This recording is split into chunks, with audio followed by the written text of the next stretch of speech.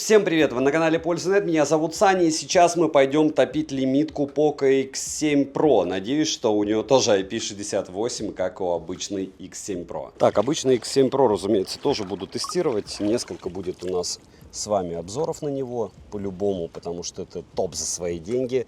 Но пока на данный момент смотрим прожарку этого смартфона. Он прошел ее, мягко скажем, плохо, хотя он опять же симпатичен. Видите, сколько пузырьков выходит из смартфона, и это свидетельствует о том, что не все хорошо. Вытаскиваю, надеюсь, что не окирпичится. О кирпичице расскажу, а лимитку буду, скорее всего, разыгрывать. Вот так сможете снимать под водой, но лучше этого 100% не делать. Всем привет, вы на канале Польза.нет, меня зовут Саня, и здесь только подробные обзоры с целью сэкономить вам средства. Идея в чем? Вот сегодня я расскажу вам о лимитке Poco X7 Pro. По большому счету она ничем не отличается от Poco X7, кроме вот этой вот великолепной расцветки, ключа для извлечения сим-карт и отсутствия блока зарядки. Может, в каких-то регионах он есть, но у меня его нет. Сравнивать я буду его с Xiaomi 14T по съемке. Почему? Потому что очень часто люди думают, что если переплатить лишние 10 тысяч рублей, ты получишь какое-то супер качество. Не факт, что это вам качество нужно, и не факт, что получишь. Вот это великолепный тротлинг-тест, который никаким образом не показывает, насколько смарт хорош. Почему? Потому что мы гоняли его уже на прожарке с вами на пользу стримах в играх. Кто бы что ни говорил, мягко скажем, все плохо. Он сбросил до 400 люксов яркость в PUBG New State. И FPS не держит. И еще много всего я хочу вам рассказать, но обычную версию я буду обозревать где-то через неделю, может быть что-то поменяется. Обычную версию оставлю себе, этот я разыграю. У этого суперсилы, это, разумеется, защита от влаги. Если говорить о его особенностях сходу вот здесь. Здесь почему-то есть eSIM, это Poco X7, обзор был на канале. Здесь eSIM нету. Здесь, правда, HyperOS версия 1 и 14 Android, а здесь 15 версии. Но недостатков хватает. Хотя, подождите, в начале ролика я должен вам рассказать 4К 60 FPS, прямой экран, реально это классно. Две сим-карты, Type-C-шник, пусть даже не быстро, IP68. И все это за более чем адекватный ценник. Вот последнее, это не сарказм. Смотрим. Распаковка. У меня на руках лимитированная версия данной модели, а именно Iron Man Limited Edition. Обычную мы тоже пообозреваем в перспективе. Упаковка не маленькая, выполнена она в красном цвете с изображением железного человека. Упаковка интересная. В комплекте мы имеем круто оформленный ключ для извлечения слота под две сим-карты, защитный чехол, который из себя представляет по большей части бампер с подписью Тони Старка. Далее есть кабель для зарядки и сам смартфон. Габариты смартфона 161 на 75 на 8,5 мм, а вес 196 граммов. 7 обзоров в неделю выгружаю и ежемесячно разыгрываю по одному смартфону Poco X6 Pro. Где-то через месяца 4 начну разыгрывать Poco X7 Pro, когда X6 Pro закончится. X7 Pro уже закупился. Для участия в розыгрыше необходимо подписаться на этот YouTube-канал с колоколом, оставить любой осмысленный комментарий больше 5 слов, и либо в комментарии, либо в описании своего канала указать свое имя в телеге, и вы автоматически в розыгрыше. Все розыгрыши в конце каждого месяца на стриме. Перейдем же к смартфону. В продаже, помимо лимитированной версии, также есть 3 базовые расцветки, такие как черная, зеленая и желтая. Что касается дизайна самой модели, то от меня большой огромный плюс за прямые грани, прямой экран, хорошо оформленный блок камер и удобное расположение кнопок. К сожалению, даже в лимитированной версии рамки не из металла, а пластиковые. Могли бы и сильнее заморочиться. Все же тематика Мстители, герой, железный человек. Притом, по ощущениям, тыльная часть из очень тонкого металла. Сборка устройства неплохая, плюс смартфон имеет стандарт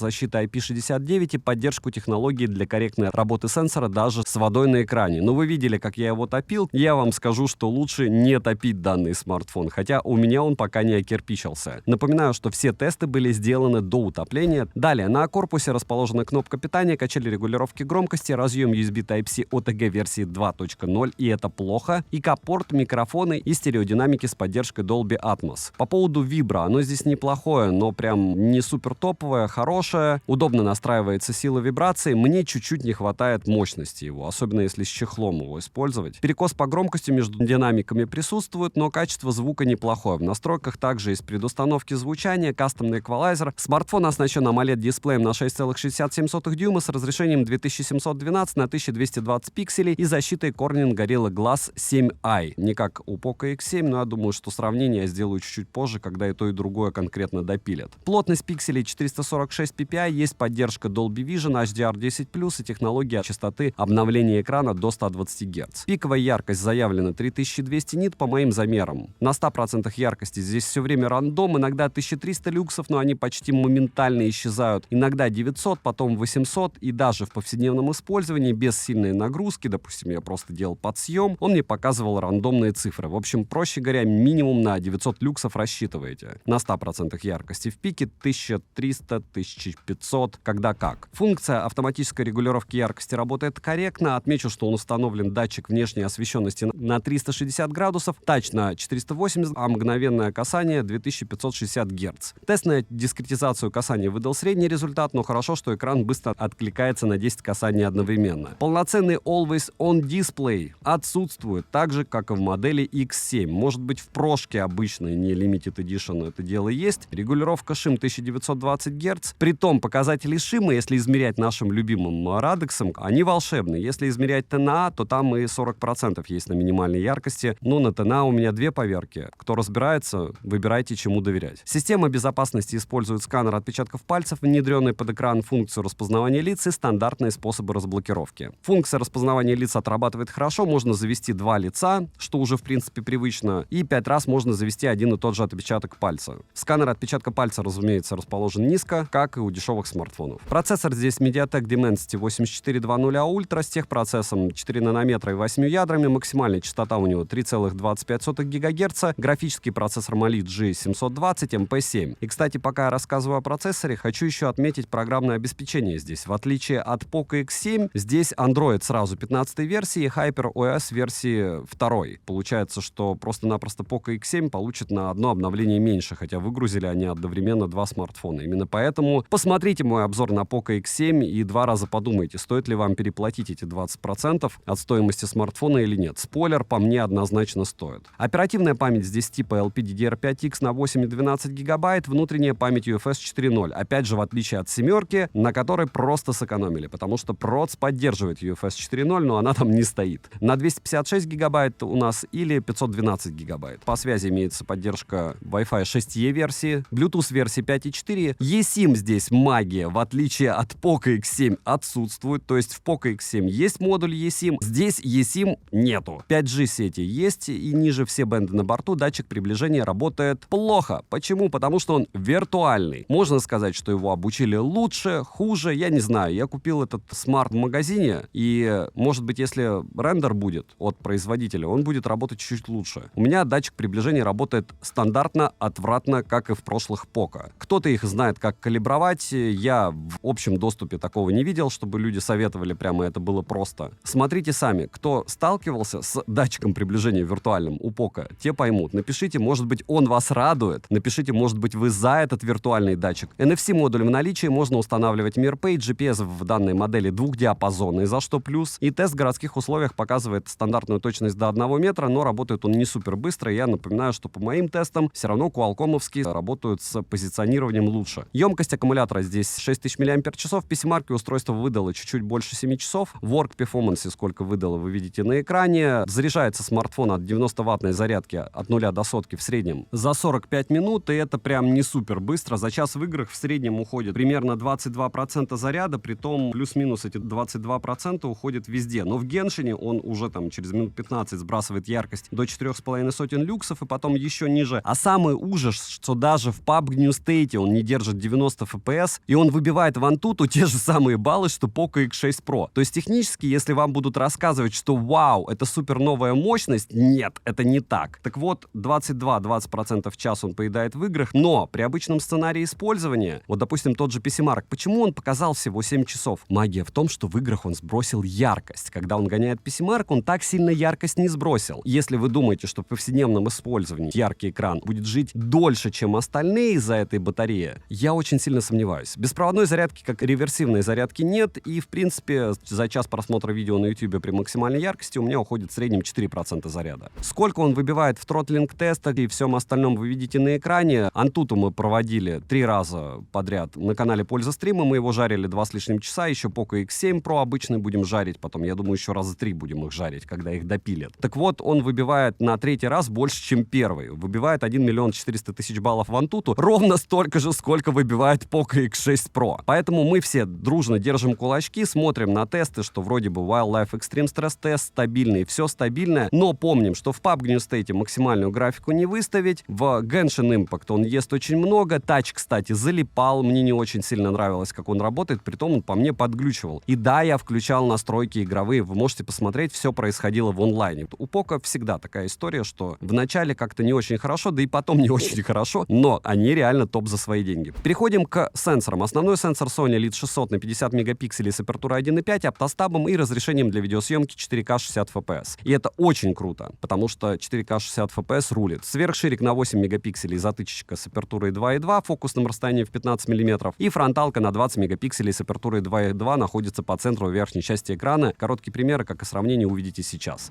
Так, ну что, 4К 60 FPS это тот редкий случай, когда я сравниваю два смартфона одного бренда технически, хотя Poco, ладно, это не Xiaomi, а Xiaomi это а-ля не Poco, ну точнее Poco это вообще Redmi, а Redmi тоже очень близко к этому всему. В общем, если совсем кратко, то вот так вы примерно сможете снимать в 4К 60 FPS на этот смартфон в сравнении с Xiaomi 14T. И Xiaomi 14T на 50% дороже. Это X6, если что.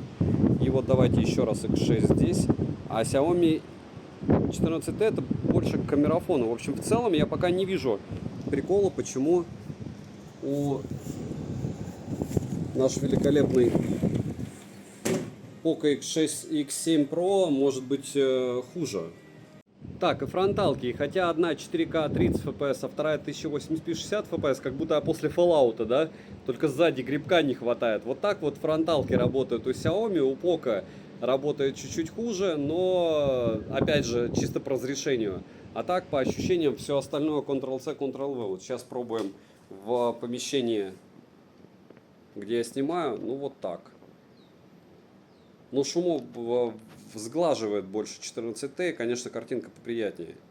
Шарп один сплошной на Xiaomi Poco X7 Pro. Так, ну что, фронталка 1080p 30 FPS против 4К 30 FPS на 14T. И вам решать, что лучше, но по мне паритет. Я бы даже говорю, здесь Poco бы выбрал, наверное. Но надо пересмотреть. Так, ну что, 4К 60 FPS, закат. Супер медленно проведу для вас.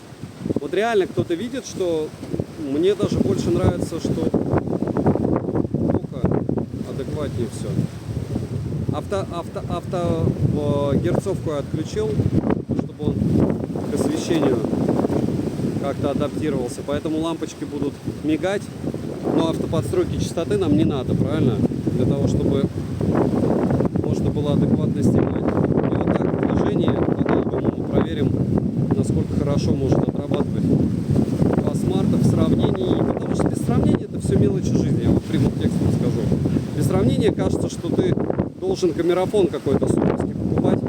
А смотрели этот 4090, 50, по-моему, 70 стоимость видеокарт и терафлопсы. Иногда то, что дороже, не всегда лучше. Вот и все. К сожалению или счастью. Хотя, опять же, 14T тоже когда-то стоило выгодно, когда доллар был другим. А сейчас она на десятку дороже и даже больше. И вот так вы сможете в движении снимать на эти два смартфона. Для сравнения. Правильный цвет, кстати, на 14T у песка. Ну, неправильный, но близок. Хотя они, в общем, где цвет песка где-то посерединке, я вам скажу. Вот сейчас ближе на Poco. Что такое? Так, сейчас два ультраширика. Тоже в движении. Отлив. Отлив. И вот так вы сможете снимать на эти два смартфона. Но ультраширик почетче у 14T. Вроде бы, но не факт. Так, два основных модуля, 4К 60 FPS. Ну что вам в лифте больше нравится? Какие из этих двух смартфонов лучше снимают? И там какое-то мыло по цвету, что-то посерединке, наверное, ближе к Poco, но я не уверен, надо будет на компе смотреть. Вообще ближе к Poco. Да, и оранжевый ближе к Poco, и пол ближе к Poco. Но, учитывая, как прыгают цвета, это на 10 секунд так, потом по-другому. Сравнений мало не бывает, это X2, к слову. Но, как заметно на X2, да, разница уже. Ага, на X2 в телевике, правильно, в 14Т. Еще раз 4К, 60 FPS, X2. Вот так сможете себя снимать. Эффектно, эффективно или нет, решать вам. Но в целом неплохо. Относительно. Но это прям безумно странно, когда в Poco X7 есть 1080p 60 FPS на фронталке, а в Poco X7 Pro нету. В общем, 4К 30 FPS и 1080p 30 FPS на фронталках. Просто свежесть. Вот так вот, когда 20 градусов в южных широтах, ощущается как минус 10. Вот такие вот перепады по освещению. Но 4К 60 FPS пока я успеваю. Пока отключили музыку. Слегка. Да. Можем чуть-чуть оценить. 1, 2, 3, 4, 5, 6, 7, 8, 9, 10, 11, 12, 13, 14, 15. Так, автоподстройка частоты и там отключена для всего. И вот насколько хорошо все это дело снимает, вы сейчас видите на этих двух смартфонах в сравнении. Я, кстати, не сказал бы, что здесь четко кто-то прям люто выигрывает. По мне, ближе к паритету. Хотя, по идее, я должен был бы говорить, что вау, Xiaomi 14T просто все рвет, но это не так. А, кстати, вот сейчас видели значок, видите, CCTV in Operation. Это значит, что вы можете, вот здесь есть камера, в любую из этих камер зайти в Паттайе и в Бангкоке и смотреть, что происходит. Это по поводу безопасности. То есть я в Тае первый раз такое видел. Это не только полицейские могут делать, но и любой физик. Это прям вау. Реально безумно крутая тема в плане безопасности. То есть вы можете под дорожные, вот эти вот дорожные все камеры, сейчас я вам увеличу ее, X6. Вот заходите, смотреть, что на этих камерах. Притом качество у них будет просто обалденное. Любой физик. И еще раз 4К 30 FPS против 1080p 30 FPS. Учитывая динамический диапазон этих смартфонов, это такая себе история. Я постоянно снимаю просто себя, потому что позади почти ничего не видно. Но вот так. Так, ну что, 4К 60 FPS. 6 часов утра. Я закончил стрим. Смотрите прожарку X7 Pro элиточки этой. И я бы сказал, что она ее провалила. X7 Pro обычно я еще потестирую позже. И как я вижу, он еще и подтормаживает при съемке сейчас почему-то. Перегрели мы его на прожарке. Но он вообще уже поотдыхал. И ветер довольно холодный. Сейчас градусов 18. А с ветром, наверное, вообще как 14 ощущается. Вытягивает из темноты больше сенсор у X7 Pro, чем 14T. Это в 4К 60 FPS. Это 4К 30 FPS. HDR режим отключен. Но здесь вообще прям разница, да? Космос. Я повторяю, что и на X7 Pro будет на обычный побольше видеопример всего остального, но для ознакомления, в принципе, этого хватит уже. Можно делать X2, можно выходить на ультраширик.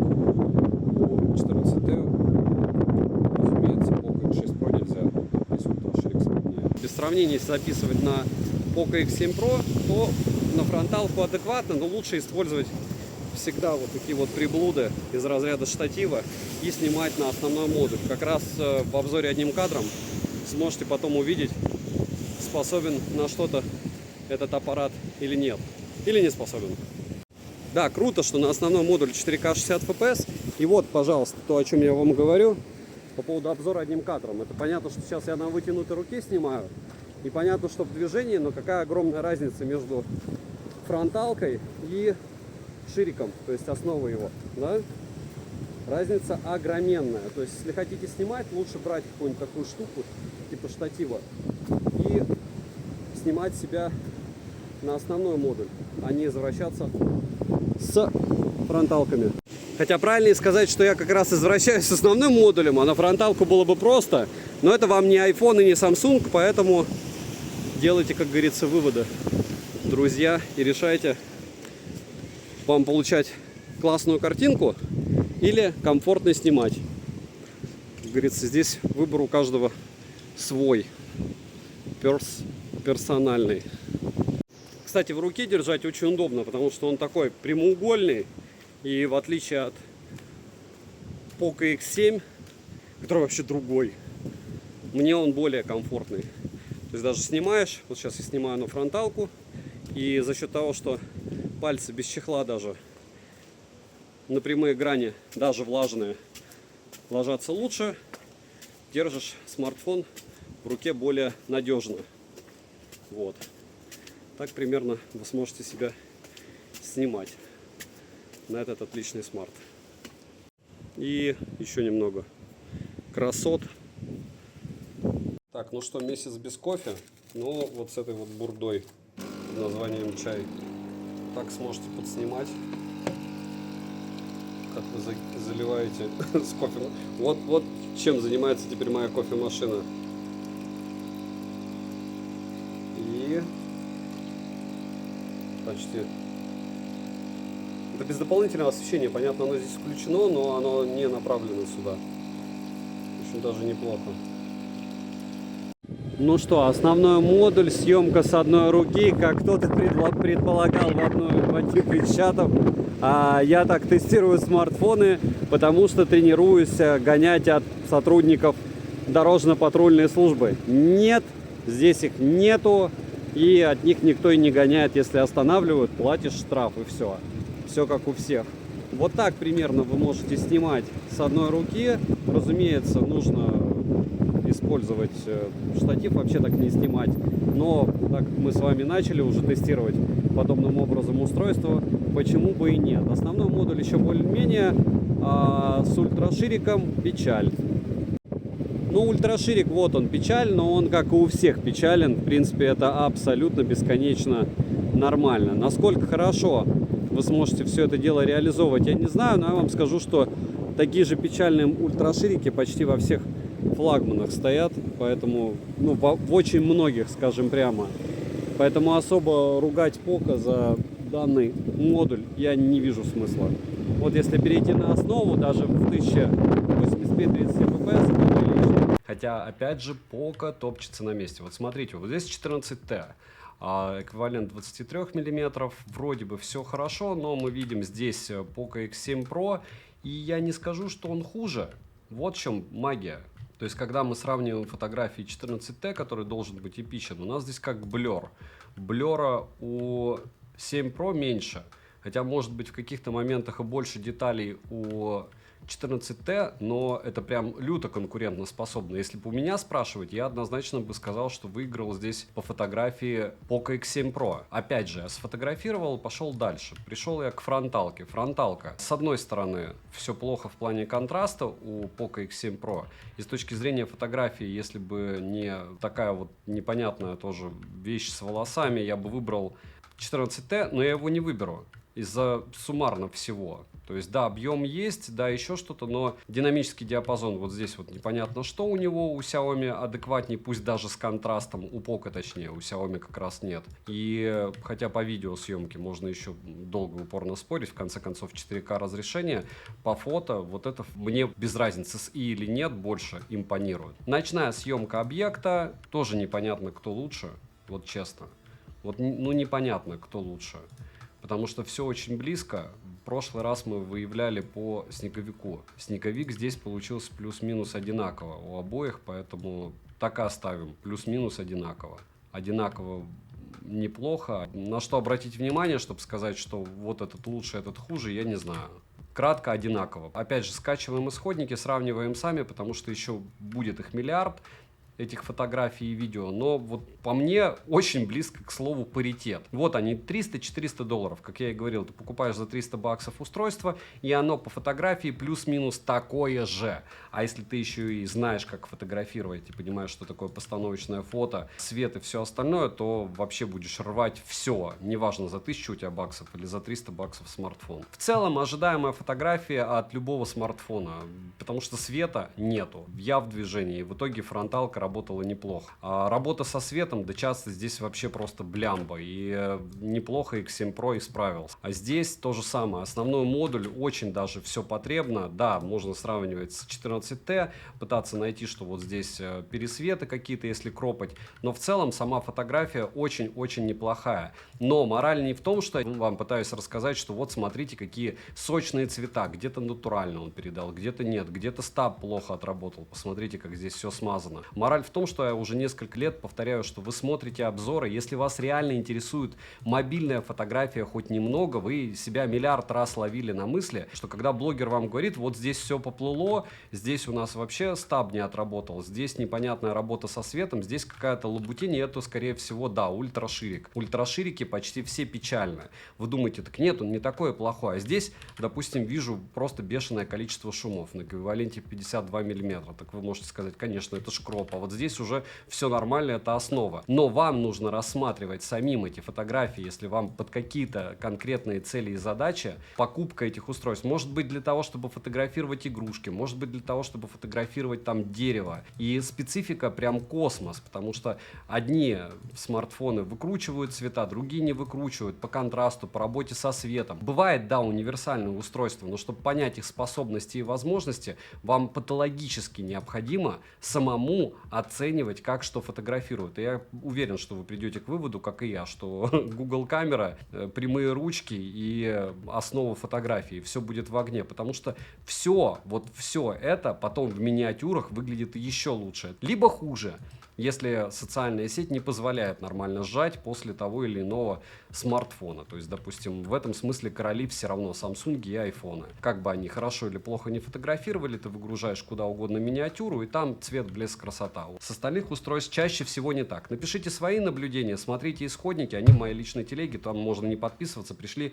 посмотрели, ушли, забыли. Минусы: нет обходной зарядки, виртуальный датчик приближения, старенький USB Type-C разъем, пластиковая рамка, вибромотор мог бы быть и лучше, лимитированная версия радует по большей части только стоимостью, так как в некоторых регионах она не отличается от обычной версии, ну и здесь нет зарядника. Так что через недельку ждите обновленный обзор уже обычного, может быть даже раньше. Цену можете посмотреть по ссылке в описании к видео, не забудьте подписаться на телеграм-канал скидок взаимопомощи, мой личный телеграм-канал по ссылкам в описании. Сколько сейчас он стоит на сейле, он как раз начался 2 минуты назад, я вам расскажу, будет сейл еще неделю, но обычно пока будут торговаться на сейле долго. Резюмировать я бы хотел довольно просто и не мучительно. Почему? Потому что можно ходить вокруг да около, показать вам ценники, рассказать, что он стоит, допустим, 27 тысяч рублей по ссылке в описании к видео. И это прям нереально крутой ценник, если у вас нет Poco X6 Pro. Вот, потому что если у вас есть Poco X6 Pro, то смысла в этом смартфоне, ну, с точки зрения дизайна, может быть какой-то. То есть мощности здесь нет. Да, у тебя появится великолепные 4К 60 FPS на основном модуле, здесь только 4К 30 FPS. Ну и все, и все. Насколько он хорошо снимает в 4К 60 FPS, вы видите. Еще один расширенный обзор у меня будет на канале, но когда я буду делать на желтый, может быть еще на черный, еще миллиард обзоров буду делать и прожарок. Я хочу вам все равно отметить 1000 раз такой момент серьезный. Датчик приближения виртуальный. Можно его сколько угодно говорить, что он лучше, хуже, еще что-то как-то работает. Если у вас были датчики приближения виртуальные, вы меня поймете. Еще что бесит в этом смартфоне: отсутствие eSIM в X7. Он какого-то лешего есть, здесь его нет. Помимо этого, сброс яркости такой, что просто жесть. Оптимизация процессора даже в PUBG New State нулевая. Тач вообще не волшебный. Смысл было допиливать это устройство, когда допил очень странный. Допустим, 1080p 60 FPS есть в Poco X7, здесь этого на фронталке нету. И у тебя вроде классное устройство, мне оно физически очень сильно нравится. Но уровень допила вот с этим Dimensity, я очень надеюсь, когда-нибудь они сюда Qualcomm начнут запихивать, потому что да, они сэкономили, круто, у них теперь подешевле процессор. Но оптимизация в играх никакая. При повседневном использовании, повторяюсь, яркость вот эта максимальная прыгает. Так же, кстати, как в OnePlus 13. Я не понимаю, что происходит сейчас с прошивками, потому что меня лично это раздражает, когда я люблю максимальной яркости или пиковой пользоваться. Во всем остальном, если не брать вот эти вот мои супер хейтерские подходы, клевый, за, получается, 250 баксов ты получаешь защиту от влаги, топовый процессор, хотя он ничем, повторяюсь, по мощности не отличается от X6 Pro. 4К 60 FPS на основной модуль, и это уже хорошо. Неплохие фотоснимки, неплохое видео и перспективу. И я не про шарика, надеюсь, что анекдот вы этот не знаете. В принципе, претензий к этому аппарату быть не может. Почему? Потому что это топ за свои деньги. Так же, как OnePlus 13, который сегодня по 68 тысяч рублей продавали с российского склада. Ну, скорее всего, он уже кончился. В общем, эмоций очень много. Это более эмоциональный такой ролик, основанный на тестах. Мы еще погоняем его на канале для стримов обязательно с вами. Помимо этого, разумеется, есть запись разговоров. Такая любимая всеми. Для того, чтобы получить этот смарт, напишите, пожалуйста, есть ли смысл в лимитках, по вашему мнению, и нравятся ли вам лимитки подобных решений, потому что это пусть даже не эконом-класс, но это средний ценовой сегмент. Стоит ли их рассматривать? Подписывайтесь на Регу скидок, подписывайтесь на этот YouTube канал с колоколом, и в конце февраля я этот смарт разыграю. Если он не погибнет, если погибнет, я купил еще 3. За эти деньги в долларовом эквиваленте, а продается либо в долларах, либо в юанях, доллар-юань особо не меняется курс, круть. То есть мне смарт реально очень сильно понравился. Надеюсь, что вам тоже. Лимитки круто. Почему? Потому что я лимитку вообще купил за ту же стоимость, что и обычный смартфон. По ссылке в описании есть обычный X7 Pro.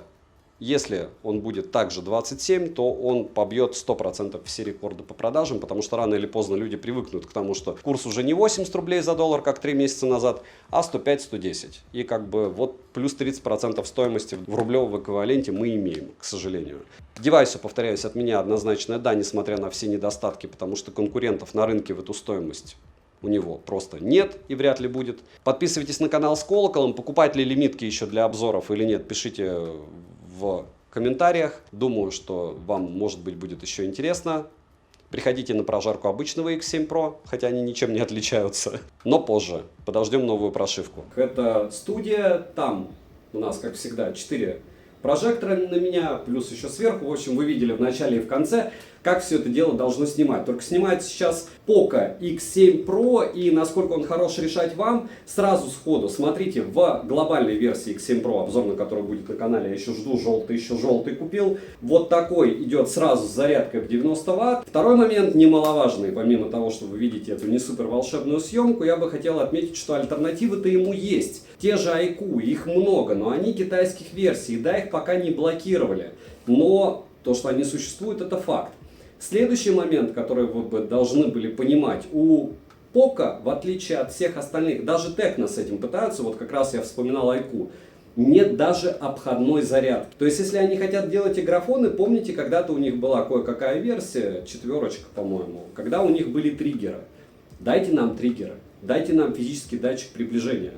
И, разумеется, там прибавьте 10% цены и еще и обходную зарядку. Но они это не делают. Почему? Потому что, наверное, выгодно, чтобы батарея быстрее погибала, так как игрофоном это уже можно назвать прямым текстом. Что еще не говорят? То, что да, в этой линейке технически, вот как раз баллы Antutu об этом и говорят, они пришли к потолку. Да, они добавили 4К 60 FPS, добавили лимиточку, все. Не металлической рамки, чтобы тебе сказать, что там, о, это премиум. Насчет металлической рамки, когда-то вспоминаем А55 Samsung. Та же ценовая категория, металлическая рамка. Если говорить про, повторяюсь, какие-то фишки, я только что вам iQOO вспомнил с обходной зарядкой. И да, там где-то когда-то цена дороже, и, разумеется, это не глобальные версии, и поэтому сравнивать их неадекватно. Но адекватно сравнивать возможности. Так вот, возможности этих штук значительно больше, чем возможности Poco. Понятно, что Poco с этим великолепным обрезанным аодом и остальными своими приколюхами, там вырезали eSIM, 1080p 30 FPS только на фронталке.